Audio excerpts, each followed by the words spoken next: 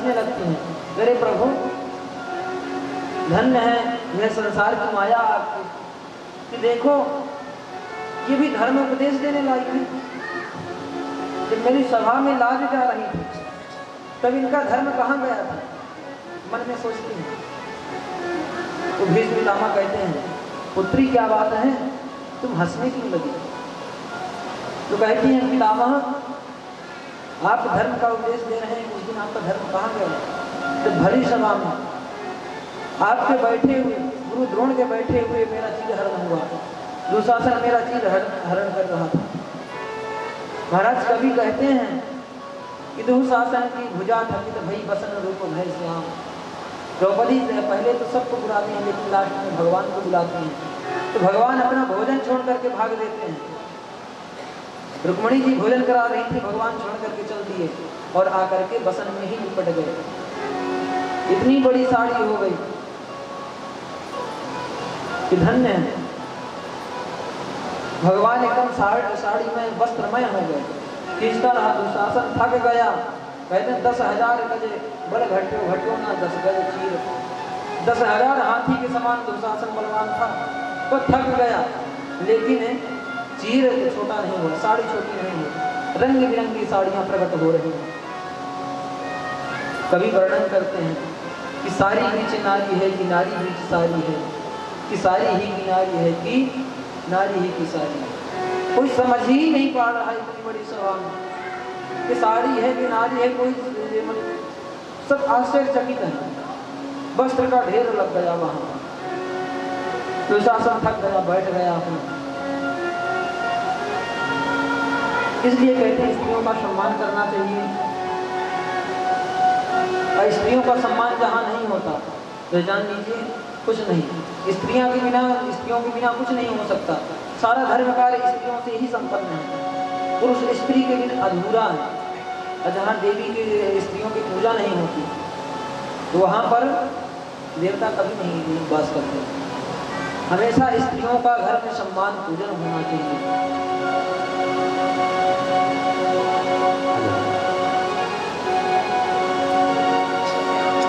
जब चीर खींचते थे दुशासन द्रौपदी का, उस समय द्रौपदी विलाप कर रही थी, चिल्ला रही थी जोर जोर से कि प्रभु अब हमारा कोई इलाज बचाने वाला नहीं है, आपके सिवा कैसे पुकार रही है।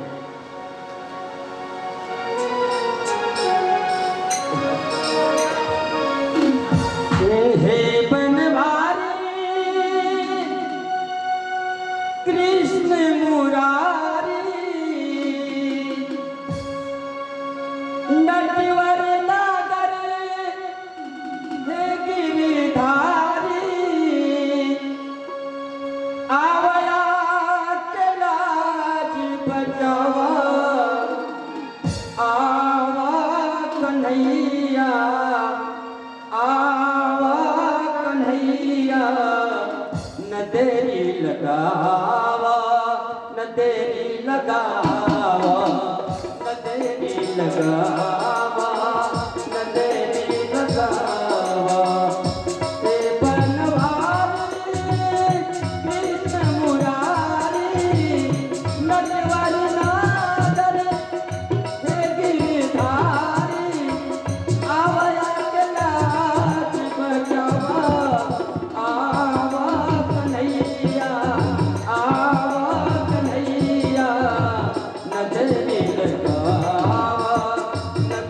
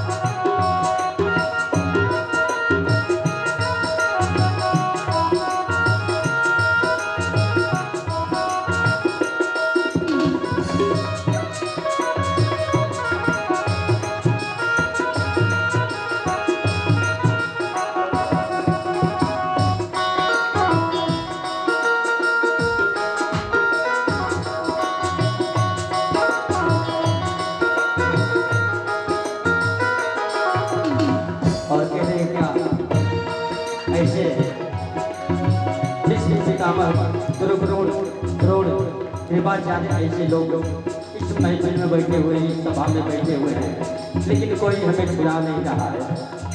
कैसे कह रही है प्रभु? भरले सभा में हो नहीं के रोकन हार हो, भरले सभा में कोई नहीं के रोकन हार हो, भीष्म पितामह गुरु द्रोण की पचार हो, भीष्म पितामह गुरु द्रोण की पचार हो।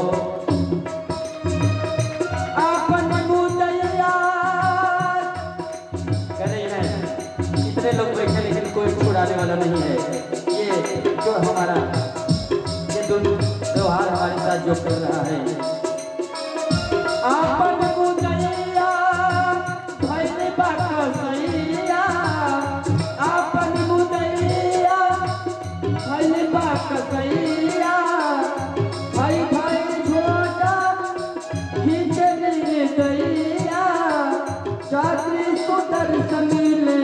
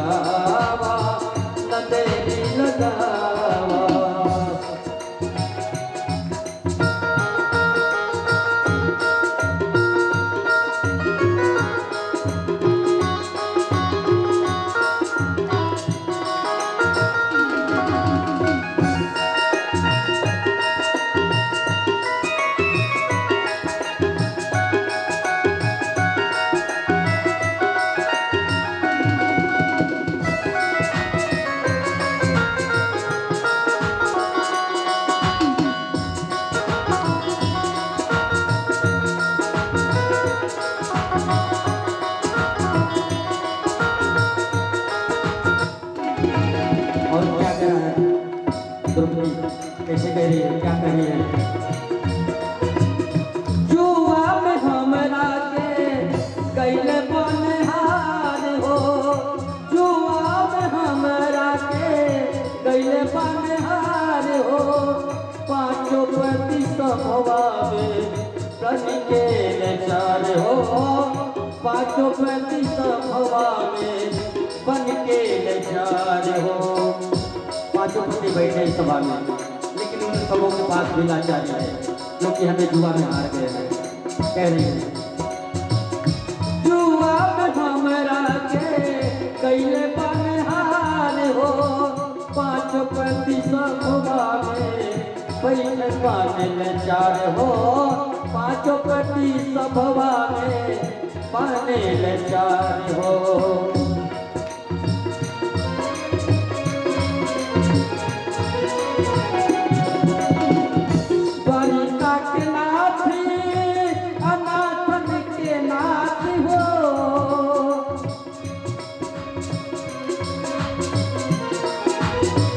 रही है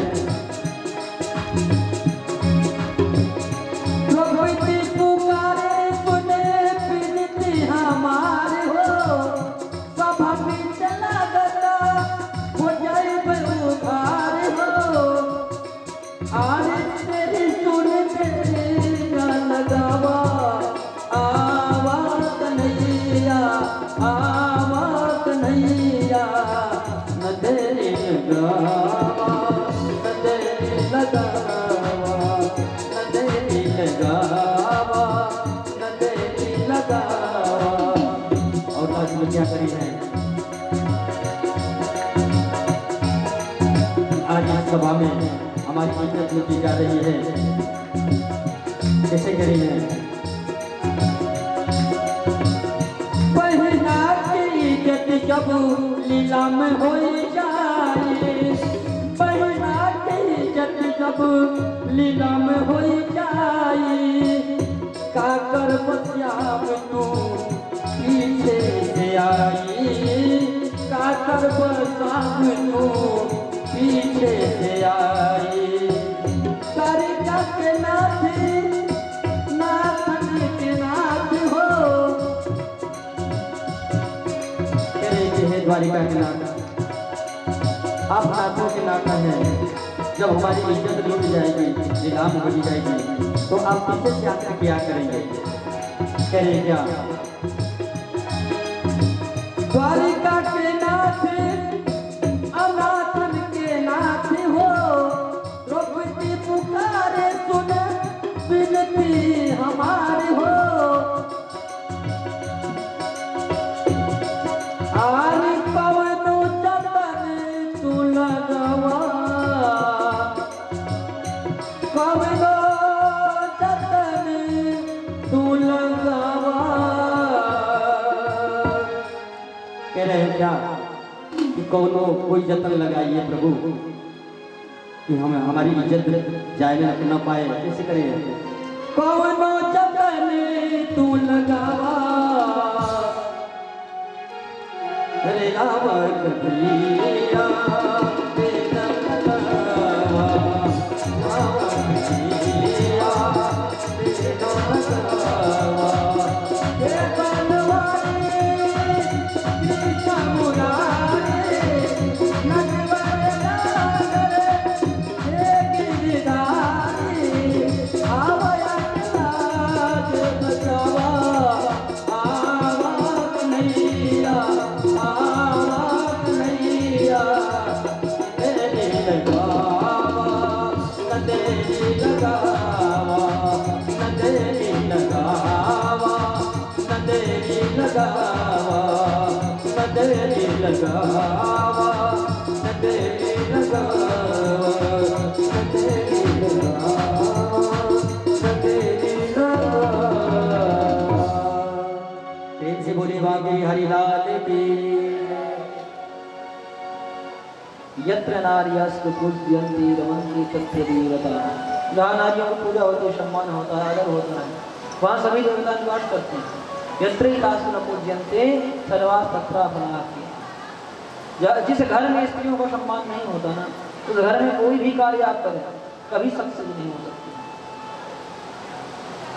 चाहे सांसारिक कार्य हो चाहे धार्मिक कार्य हो, कभी सक्सेस नहीं हो सकते।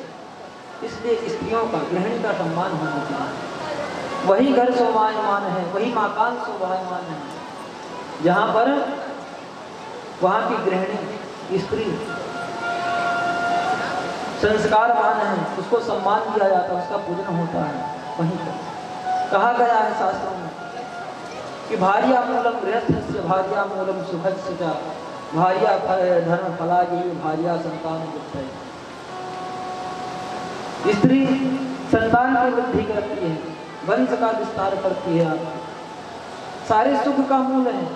थके थके आप आए, आपको भोजन करा देती है, बना करके परोस देती है, सब सुख आपको देती है। फिर धर्म भी करती है, धर्म में के मार्ग में भी चलती है। अधर्म कार्य भी आप धर्म कार्य भी करेंगे तो जब तक आपकी भार्या आपके साथ में नहीं बैठेंगी तो वह सिद्ध नहीं होता। देखिए भगवान राम यज्ञ की, जब भगवान राम यज्ञ किए, सीता जी वन को चली गई तो सोने की सीता बनवा करके यज्ञ किए, पत्नी को स्थान दिए। तो बिना स्त्री के पुरुष अधूरा है, धर्म भी नहीं सिद्ध है। हमारे देश में स्त्रियों का ही सम्मान मुख्य कहा गया है। अगर स्त्रियां नहीं होंगी तो पुरुष कैसे होंगे?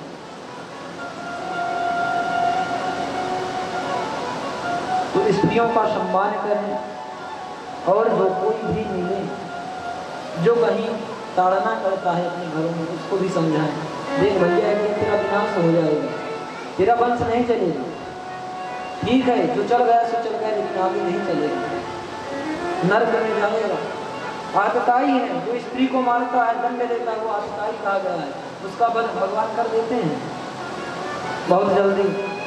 इसी क्रम में भीष्म पितामह बोले, पुत्री देखो, वहाँ पर मैं दुर्योधन के पास की कमाई का अन्न खाता था, उसी का प्रभाव था कि जो मैं कुछ नहीं बोल पाया, लेकिन मैं क्षमा मांगता हूँ, तुमसे क्षमा कर दो।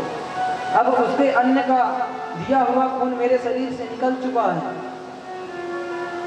अब यही मेरा उपदेश है कि तुम धर्म का पालन करो, पति शुश्रूषा करो इत्यादि विधियाँ। फिर आगे क्रम में भीष्म पितामह कहते हैं, पांडव अब प्रसन्न हो, अब दुखी मत हो। अब थोड़ी शिक्षा मेरी भी है कि गोविंद को मेरे पास भेज दो, कन्हैया को मेरे पास भेज दो, उसका दर्शन करना चाहता हूँ, वो कैसा है। अब मैं अंतिम समय में उसका दर्शन करना चाहता हूँ। 6 महीने तक भीष्म पितामह पड़े रहे सैया में, बाण की सैया में, तो ये प्राण नहीं निकले। इच्छा मृत्यु है, गंगा पुत्र है, अष्ट वसु में से एक वसु है, उनका अवतार हुआ था श्राप के कारण पृथ्वी पे। तो भीष्म पितामह आज भगवान का दर्शन कर रहे हैं, भगवान से कहते हैं, भगवान आप वही मुझे अपना स्वरूप दिखाइए, गोविंद वही स्वरूप दिखाइए जो स्वरूप महाभारत होते समय आपने अर्जुन की रक्षा के लिए मुझे मारने के लिए आप लेकर के दौड़ पड़े, रथ का पहिया ही लेकर दौड़ पड़े, मानव चक्र सुदर्शन लेकर के आप दौड़ रहे हैं। मैं उस स्वरूप का दर्शन करना चाहता हूँ, लेकिन वो स्वरूप चक्र वाला है, चतुर्भुज स्वरूप मुझे दर्शन कराओ। भीष्म पितामह स्तुति करते हैं, इतिमति रूप कल्पिता वितृष्णा, इतिमति रूप कल्पिता वितृष्णा, कि भगवती सात्वत पुंगवे विभुम्ने, स्वसुखमुपगते क्वचित् विहरतु, प्रकृतिमुपेयुषि यद्भवत्तमः। गोविंद आज मैं वर्णन करना चाहता हूँ, मेरे एक पुत्री है इति सब अंत का वाचक है, अंत का ज्ञान कराने वाला, जहाँ इति लग जाए मतलब अब अंत हो गया। तो कह रहे हैं आज मेरी इति है, अंत समय आ गया, मुझे सृष्टि से जाना है पृथ्वी से। जो मेरी मति रूप कल्पिता है, जो आज तक मति रूपी मेरी पुत्री काम तृष्णा में भटकती रही, आज मैं उसका वर्णन करना चाहता हूँ। जो सात्विक पुरुष आप भगवान श्री नारायण हैं, आपको वर्णन करना चाहता हूँ। मेरी मति को आप ग्रहण करें और इससे विवाह करें, हमेशा की इसे अपना बना लें, यही मेरी इच्छा है। भगवान मुस्कुराते हैं और उनकी स्तुति को सुनते हैं।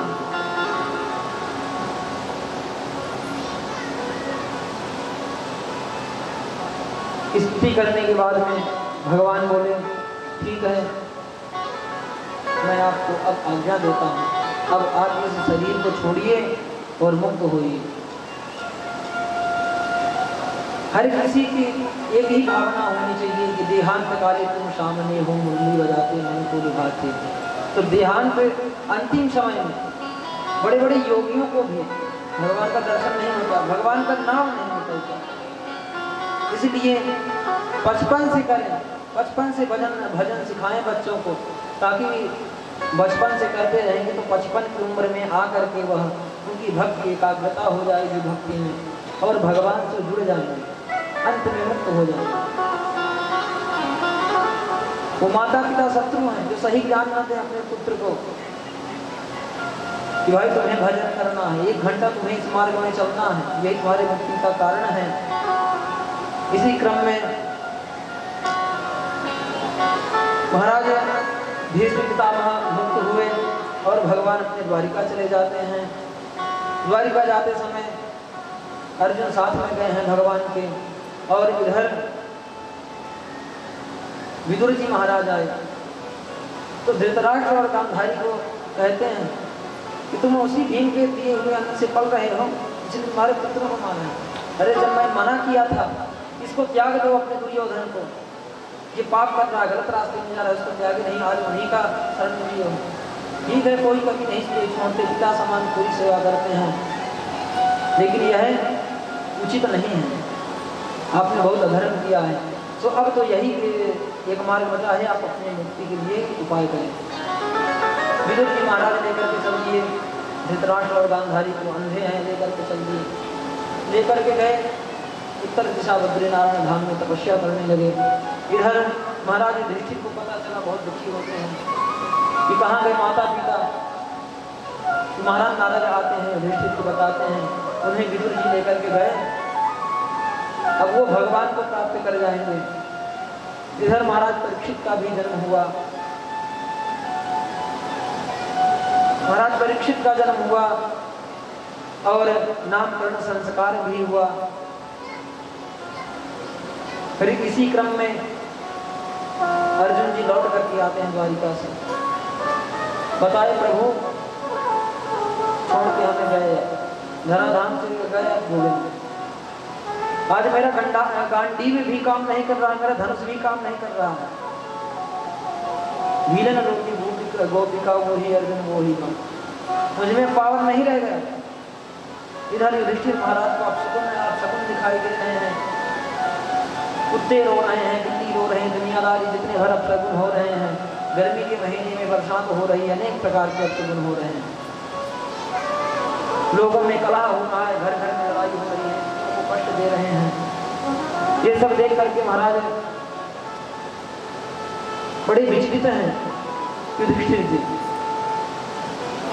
अर्जुन आए, बताए ये हाल हुआ, वहां पर भगवान चले गए। तो माता कुंती ने सुना कि गोविंद गए, तो माता कुंती पलट गए, गिर गए, उनके प्राण निकल गए। सुनते ही गोविंद चले गए, प्राण निकल गए, वहीं गिर गए, उनका संस्कार किए। फिर परीक्षित को अपना राज सिंहासन दिए, बोले पुत्र अब तुम राज सिंहासन संभालो, अब हम चले महाप्रयाण की ओर। चले गए, क्रम से कैलाश पर्वत की ओर बढ़ते चले गए। 5 पांडव भी यथाक्रम हुए। महाराज युधिष्ठिर सशरीर वैकुंठ गए, स्वर्ग नरक देखते हुए वैकुंठ सशरीर गए। और जिन्हें जीवन में अहंकार था, नकुल सहदेव, इनको अपने सुंदरता में अहंकार, भीम को अपने बल में अहंकार, अर्जुन को अपने धनुर्विद्या में अहंकार, ये सब नीचे ही इनका शरीर छूट गया, अंत में सम्मुक्त हुए। इधर महाराज परीक्षित अपने राज सिंहासन में बैठे एक दिन विचार करते हैं कि चलो देख करके आते हैं हमारे दादाओं ने क्या क्या बनाया है, कितना सम्मान है। राज्य में भ्रमण करने गए, खूब सम्मान हो रहा है देश विदेश में महाराज परीक्षित का।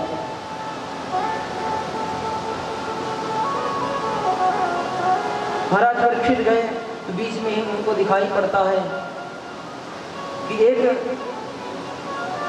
गौ को ताड़ना कर रहा है, काला पुरुष गौ को मार रहा है और एक बैल है साथ में। तो कहते हैं अरे धूर्त, मेरे राज्य में तू गौ की ताड़ना कर रहा है, गौ को मार रहा है, आज मैं तेरा वध कर दूंगा। महाराज परीक्षित भाई उसके पास बताया मैं कलयुग हूँ महाराज, मुझे मारिए नहीं, शरण में चला गया, क्षमा कर दिए। फिर कहता है अब मेरा युग आ गया है, मुझे आप मार भी नहीं सकते, मार भी देंगे तब भी मुझे भगवान काल चक्र लेकर के ही आए। बोले ठीक है, तेरे गुण क्या क्या हैं, लेकिन यह ध्यान रखना अगर किसी को ताड़ना किया गौरा महतो संत को तेरे जान लेने को मैं तेरा वध कर दूंगा। बोला मैं कुछ नहीं करूँगा प्रभु, आप हमें स्थान दे दीजिए, आप जगह बता दीजिए, जहाँ कहेंगे वहाँ मैं रहूँगा। तो महाराज परीक्षित द्यूतम पानम स्त्रिया यत्रा धर्म शत्रुविधा, 4 स्थान दे दिए। बोले जहाँ जुआ खेला जाए वहाँ पर तुम्हारा स्थान है, जहाँ ताश खेली जाए वहाँ तुम्हारा स्थान है, जहाँ लोग मदिरा पान करें वहाँ तुम्हारा स्थान है, और जहाँ लंपट पुरुष रहते हों, जो स्त्रियों में ताक ध्यान करते हों, वेश्यागामी हों, वेश्यालय में तुम्हारा निवास स्थान होगा। जो जीव जंतुओं को जंतुओं का हिंसा करें, अनबुलार प्राणी को मारें, किसी जीव का वध करें, उस स्थान में तुम्हारा निवास हो जाए, यह मैं तुम्हें स्थान देता हूँ। कभी गिड़गिड़ाए प्रभु नहीं, ये तो सब आप हमें ऐसी जगह देंगे, गलत गलत स्थान यहाँ हम कहाँ रहेंगे, हमें कोई एक अच्छा स्थान भी दीजिए। बोले क्या स्थान दो? तो ध्यान में आए सोना दे दिए, सोना सबसे पवित्र धातु है, तो सोना में स्थान दे दिए। धातु नाम अस्मिकांचनम, जो स्वर्ण धातु है परम पवित्र कही गई है, परमात्मा है स्वर्ण धातु, तो स्वर्ण में निवास दे दिए, कलयुग निवास पा गया। देखिए जो अधर्म का कमाया हुआ सोना होता है उसमें कलयुग का निवास होता है। जिनका गहना सोना चोरी हुआ घुमा, ये जान लीजिए कि इसमें कलयुग का निवास था। उस सोने में कलयुग का निवास था। और जिस सोने में कलयुग का निवास नहीं होता वो भगवान में होता है। इसलिए कभी भी आप सोना ले आए, आभूषण ले आए तो पहले भगवती लक्ष्मी को पहनाएं, भगवान नारायण के चरणों में अर्पित करें। अपने घर में गोपाल जी को दीजिए, ये आपका दिया हुआ है, आपको मैं अर्पित करते हैं। फिर उसके बाद उसको धारण करें प्रसाद समझ करके। उनसे विनती करिए कि हमारे सौभाग्य की रक्षा करें, कृपा करें। इस प्रकार से उन्हें अर्पण करके भगवान को कोई भी चीज अपने आप में धारण करें, ग्रहण करें। वो प्रसाद समझ करके जो धारण करेंगे तो आपको फलीभूत ही होगा। इसी क्रम में एक दिन महाराज परीक्षित देखते हैं मेरे दादा ने क्या क्या धन संपत्ति बनाई है। तो कोष खोलते हैं, उसमें देखते हैं हीरा मोती जवाहरात भरे पड़े हैं। एक मुकुट देखे, बहुत ही सुंदर मुकुट, सोने की मुकुट। उस मुकुट को लेकर के पहन लेते हैं, कहते हैं आप सुंदर लगे, चलो इसको पहन करके राज्य में भ्रमण करूंगा, आखेट खेलने जाऊंगा। उस मुकुट को धारण किए आखेट खेलने के लिए जल्दी। वो मुकुट किसकी थी? राजा जरासंध की थी, कंस के ससुर की, जो उसको युद्ध में मरवा करके मार करके भीम ले आए थे, रखे थे राजकोष में। उस मुकुट को धारण किए, किसी अधर्म का है, किसी को मार करके वहां सोना आया है, उस मुकुट को धारण किए जो कितने कलयुग का निवास हो गया उनके सर में, कलयुग का निवास हो गया सर में। अब गए वन में आकर खेलने के लिए, समीर ऋषि के आश्रम पहुंचे, प्यासे हो गए, कालचक्र रहे, प्यासे हो गए, पहुंचे समीर ऋषि के आश्रम। वहां गए, समीर ऋषि को जगाने की कोशिश की, कोई जल पिला देखे समाधि में बैठे हैं। उन्हें क्या मतलब संसार से, परमात्मा में विलीन है। तो वहीं पड़ा एक मरा हुआ पड़ा था सर्प, उसको उठा करके बाण से उनके सर में लपेट देते हैं। कुछ शिष्यों ने देखा, जाकर के बताया श्रृंगी ऋषि से कि आपके पिता के ऊपर सर को लपेट दिए महाराज परीक्षित। तो वहीं से श्रृंगी ऋषि श्राप दे देते हैं, जाओ तुम्हें आज 7वें दिन तक्षक नाग दस को मार देगा। तुमने अपराध किया है, अपमान किया है मेरे पिताश्री का, इसलिए तुम भी सर के काटने से मरोगे। इधर आए श्रृंगी ऋषि, खूब रोते हैं समीक ऋषि के चरणों में। समीक ऋषि का ध्यान करा, क्यों कौन रो रहा है, देखिए पुत्र रो रहा है। बोले क्या हुआ पुत्र? देखिए सर्प पड़ा है गले में, सर्प निकाल करके फेंके। शिष्यों ने बताया कि महाराज श्राप दे दिए राजा को। समीक ऋषि बड़े क्रोधित हुए, बताओ तुम श्राप क्यों किया? कोई राजा, धर्मात्मा राजा नहीं रह जाएगा पृथ्वी में, अकेला राजा था परीक्षित, उसको भी मरने का श्राप दे दिए, अब क्या होगा सृष्टि का? शिष्यों को भेज करके संदेश देते हैं महाराज परीक्षित को समीक ऋषि कि आपको श्राप हो गया है, आज के 7वें दिन आपकी मृत्यु हो जाएगी, सो आप अपने मुक्ति का उपाय कर लीजिए। महाराज परीक्षित जब मुकुट उतारे तो उनको भी ध्यान आया कि मैं तो बड़ा अपराध, संत का अपराध करके आया। देखिए जो संत का अपराध करता है उसे संत ही मार सकता है, उसका काट संत ही कर सकता है। तो आज महाराज परीक्षित दुखी होकर के चल दिए, सब त्याग दिए, राज्य वैभव अपने पुत्र को दे दिए, जन्मेजय को दे दिए, राजा बना करके चल दिए। गए सुक्रताल में, सुक्रताल उत्तर प्रदेश में ही आता है, वहां पर गंगा जी के तट में अनशन बैठ गए। ये मुक्ति का क्या उपाय करें? लोगों ने सुना, प्रजा इकट्ठा हो गई, पीछे पीछे चल दी। जो राजा में श्रद्धा रखते थे, बड़े बड़े ऋषि महाऋषि आए, अत्रि वशिष्ठ से वना सरद्वा नविष्ट में भृगुरम विराज। अमीरा ऋषि आए, अत्रि ऋषि आए, वशिष्ठ जी आए, जो राम जी गुरु हैं, वो भी ब्रह्मलोक से आ गए। सोचिए परीक्षित के लिए आ गए पृथ्वी में। ये कलयुग की बात है। बड़ा सरोगा जिसको सलाम तत्चेन्द्र परम वेद बाह। परशुराम भी आए हैं, जो भगवान के स्वरूप हैं, अंश हैं, वो भी आए हुए हैं यह दृश्य देखने के लिए, उपाय करने के लिए, लेकिन किसी को सुझा नहीं। अब कैसे कल्याण? परीक्षित यही प्रश्न करते हैं कि म्रियमाण से किम कर्तव्यम, म्रियमाण मनुष्य को क्या करना चाहिए? आप महापुरुष हैं, आप सभी हमें बताएं ऋषि महर्षि क्या करें। सब इधर उधर की बातें बता रहे हैं, ऐसे करो वैसे करो मुक्त हो जाओगे। इसी क्रम में भगवान की प्रेरणा से सुखदेव जी आते हैं। सुखदेव जी आए, उनका सम्मान किए, पूजन किए। सविष्णु रातो अतिथय आगताय तस्मै सपर्याम शिरसा जहां। दंडवत प्रणाम किए सुखदेव जी को। ततो निवृत्ता शकुभार की ओर भकार महासने शोक दिवेश अप्रोगीता। सुखदेव भगवान कैसे हैं? बड़े बड़े उनके बाल हैं, नंग धड़ंग महात्मा हैं, संसार से मतलब नहीं, भगवान की भागवत कथा को मनन करते रहते हैं, उसी को गाते रहते हैं, घूमते रहते हैं। स्त्री पुरुष में कोई भेद नहीं है उनको। जब स्त्री पुरुष में भेद नहीं है तो वस्त्र किस लिए धारण करें? दिगंबर है, सारा संसार ही उसका वस्त्र है। महाराज परीक्षित कहते हैं कि ये शाम संस्मरणात् पुंसाम सद्यः शुद्ध्यन्ति वैदिहा किं पुनर्दर्शन स्पर्श पाद सौजासनादुहि अतः विच्छाति संसिद्धि योगिनां परमं गुरुं पुरुषस्येह यद कार्यं म्रियमाणस्य शरदः। प्रभु कृपा करिए, बताइए मरने वाले पुरुष को क्या करना चाहिए? सुखदेव भगवान कहते हैं धन्य हो परीक्षित, धन्य हो, तुमने ऐसा प्रश्न किया, लोक हित का प्रश्न किया है। सुखदेव भगवान कहते हैं कि वरीयाने शते प्रश्नः हितो लोक हितं नृप आत्मविद सम्मतः पुंसां श्रोतव्यादिषु यः उत्तरः। हितो लोक हितं नृप, आप लोक हित का प्रश्न किए हैं, अपने लिए पर्सनल नहीं किए। धन्य है, प्रशंसा करते हैं। संसार सो रहा है, किसी को पता नहीं है। सतयुग में 1 लाख वर्ष मनुष्य की आयु होती थी, द्वापर त्रेता में 10,000 वर्ष और द्वापर में 1,000, कलयुग में 100 वर्ष की आयु।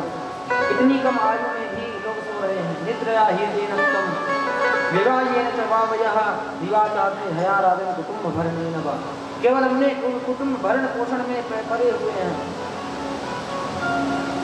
अपने आत्म तत्व का कोई उपाय नहीं कर पा रहे। महाराज परीक्षित कहते हैं कि श्रोतव्य कीर्तव्य स्मर्तव्य इच्छता भय। प्रभु हमें भजन करना चाहिए, भगवान की कथा श्रवण करनी चाहिए, क्या सुनना चाहिए, यह बताने की कृपा करें जिससे हमारे संसार में मरने वाले मनुष्य का मुक्ति हो जाए। उस मनुष्य को क्या करना चाहिए? तो कहते हैं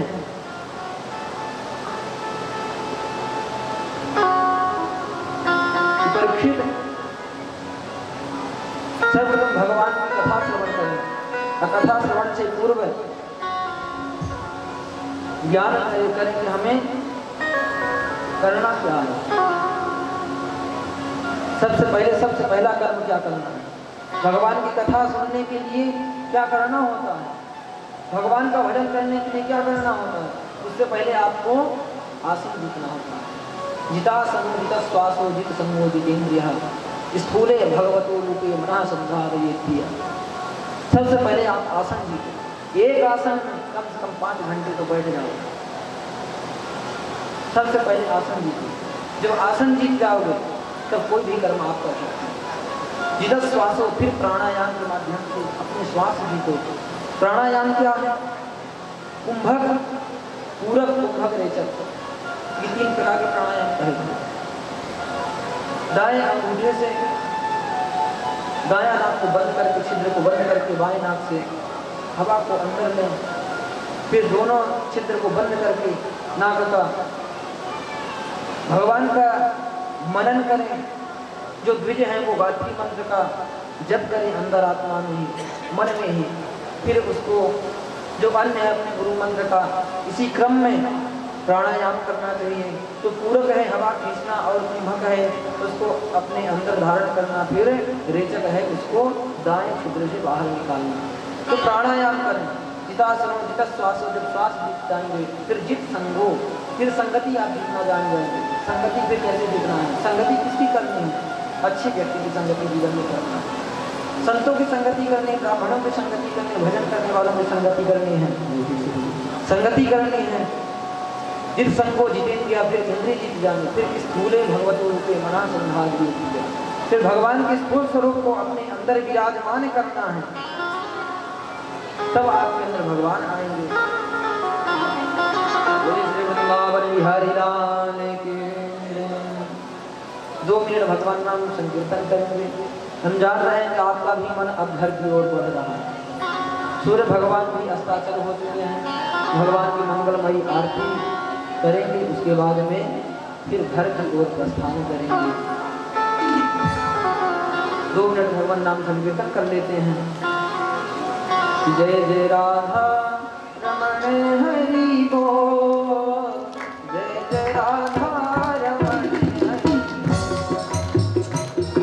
जय जय राधा रमण हरि बोल, जय जय राधा रमण हरि बोल, जय जय राधा रमण हरि बोल, जय जय राधा रमण हरि बोल, जय जय राधा रमण, जय जय राधा रमण, जय जय राधा रमण, जय जय राधा रमण, जय जय राधा रमण, जय जय राधा रमण। ताली का सहयोग क्या बात है। कथा की शोभा ताली से रमण हरि बोल,